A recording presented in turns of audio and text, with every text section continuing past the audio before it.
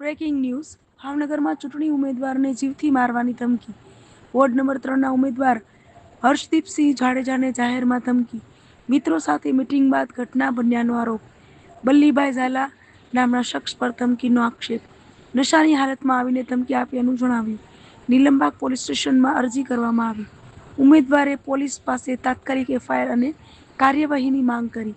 ભાવનગરમાં લુખ્ખા તત્વો સક્રિય હોવાનો આક્ષેપ.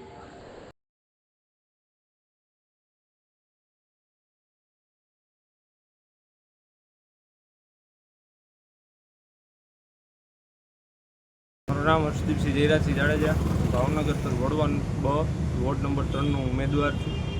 આજરોજ મને ટિકિટ 2-4 દિવસ પહેલાં જ્યારે ડિક્લેર થઈ અને આજે જ્યારે મેં સૌ પ્રથમવાર આહવાન કર્યું મારા વિસ્તારના લોકો કે મારા ગ્રુપ સર્કલ મિત્રોને કે મને સાથ સમર્થન આપવા માટે આજે મારા મિત્રો 25થી 30 જણા જેવા વ્યક્તિઓ આજે અમે એકઠા થયા. જ્યારે એકઠા થયા ત્યારે એક અમારે વિઠ્ઠલવાડીનો એક લુખ્ખા તત્વ, આવારા તત્વ કેવી કહી શકાય ચોક્કસપણે, જે ફૂલ દારૂની નશામાં ધૂત અને અવારનવાર આવીને અમારા પ્રસંગો બગાડતા હોય છે એવા એક બલ્લીભાઈ ઝાલા નામનો વ્યક્તિ આજે આવી મને મારી નાખવાની ધમકી આપી. ત્યારબાદ મારા માતાઓ અને અન્ય બહેનો પણ હતા અને અન્ય જેન્ટ્સ એની સામે મને ચોકીન ચટ મારી નાખવાની ધમકી અને આગળ જતાં પણ બાજવાની તો ખુલ્લી ધમકી મને આપેલ છે.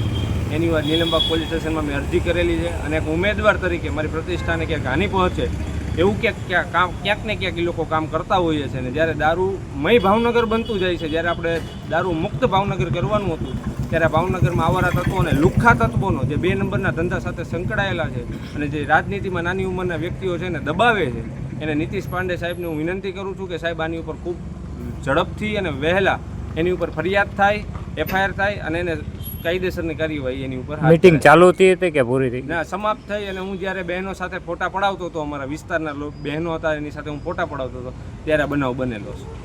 ઓકે.